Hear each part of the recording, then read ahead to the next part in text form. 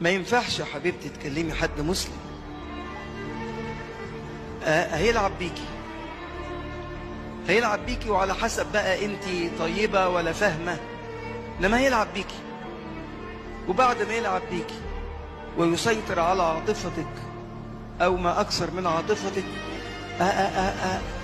هتبكي دم، مش هتبكي دموع، هتبكي دم. ليه يا حبيبتي؟ ليه يا بابا؟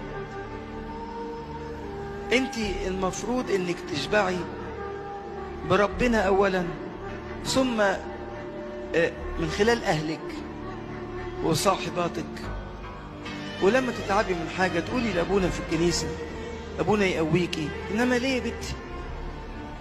ليه تحكمي على نفسك بالدمار؟